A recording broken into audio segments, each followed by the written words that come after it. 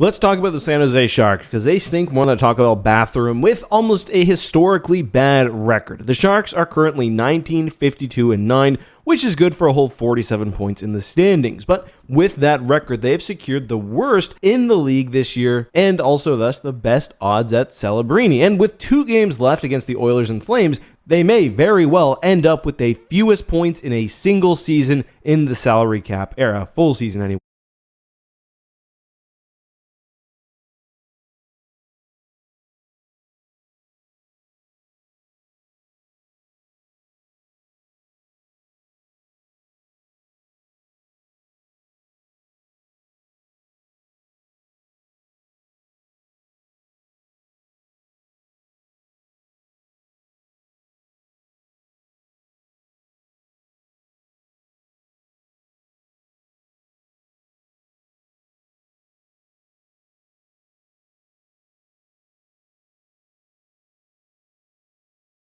And for reference, since the lockout, the lowest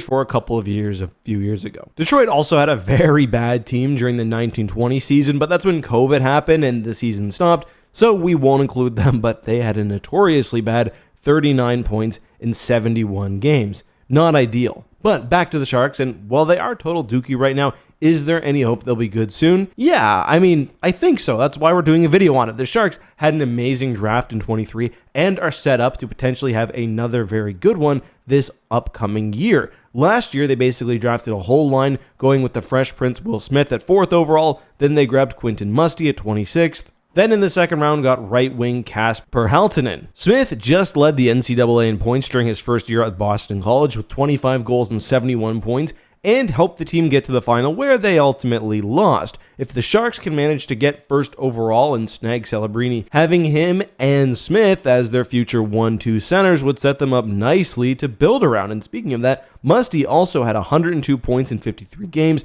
leading the OHL in points per games, and he looks like he's going to be ready to go sooner rather than later. Halttunen is from Finland, but he just played his first season in North America for the London Knights and had a promising season that he'll look to build upon. He might need a bit more time to cook, but that's not bad at all for your first 3 picks, including a 2nd rounder. Then at the end of the 4th, they got undersized D-man Luca Cagnoni, who just led D-man in WHL scoring with 90 points. I will say, sometimes you see undersized players succeed in the CHL, then struggle in the NHL, especially D-man, but hey, we'll see. They also drafted a strong D-man in the 5th round last year, a solid big boy from Halifax. Shout out to Jake Furlong, who will be looking to move up soon. That draft really set them up well, and if one goes even close to as nicely this coming year, they could be back on their feet soon. Obviously, they have their own 1st round pick in this year's draft, but also Pittsburgh's, as they've got their fingers crossed they don't sneak into the playoffs, and also have 2 more seconds to grab players or use to move up. And with all these picks standing by, they've also just signed Connor Graff, who we've already talked about, who's now already in the lineup, and William Eklund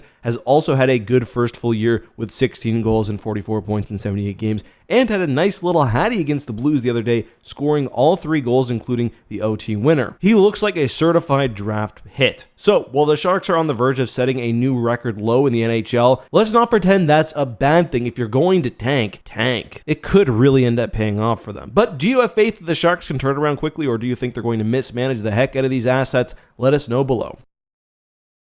Start the year with the new Slotomania. Sure. Detroit was playing for their lives today. It looked bad, but the end of today's game was honestly incredible. Let me set it up. Going into tonight's game, the Red Wings needed at least 1 point to keep their hope for that final wildcard position alive. The Montreal Canadiens, who get a Zenkai boost whenever they have the chance to eliminate a team in a meaningless game for them, looked good early on. Brendan Gallagher would score the first goal 4 minutes in. Justin Barron, 2-0. Fast forward to 15 minutes into the second, and Detroit is in a 4-1 hole against the Habs. Thankfully, JT Compher would at least bring it to within 2, scoring just 30 seconds after the Canadiens.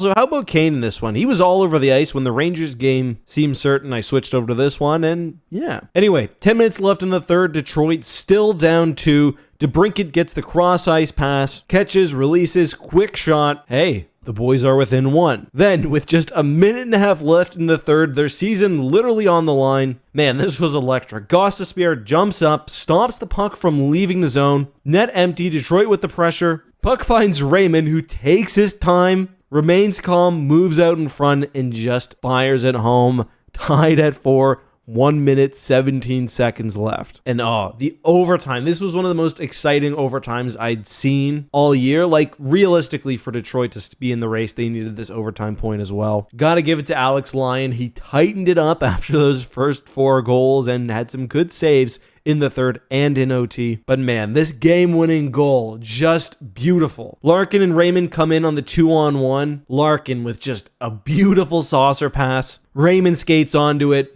fires it far side, and that's game. The crowd goes wild. I love the celebration from these players. This Detroit team, they may not make it, but I still think the rebuild is a little ahead of schedule, and it's a young team as well. They could do something in the playoffs, but either way, Detroit fans, I hope you're enjoying this. I think they're back soon to being a perennial playoff contender. So here's how things currently stand. Right now, Washington and Detroit both have 89 points. However, Washington controls their own fate as they have the tiebreaker, which is regulation wins. So here's how things play out. If Washington wins, either in regulation or in overtime, they're in. If Washington loses, things get more interesting. First of all, if Detroit wins, they're in. If Detroit loses, either in regulation or in overtime, then Pittsburgh can get in if they win their game, or if they lose in overtime and the Detroit Red Wings lose in regulation. If Washington, Detroit, and Pittsburgh lose, this would actually be somewhat of a silly situation. Philly could actually be the team to get in if they win in regulation, because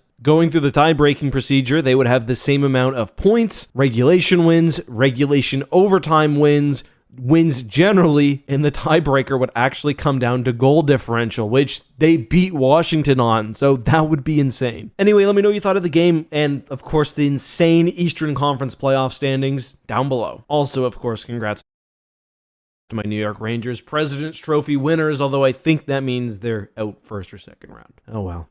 DraftKings Casino.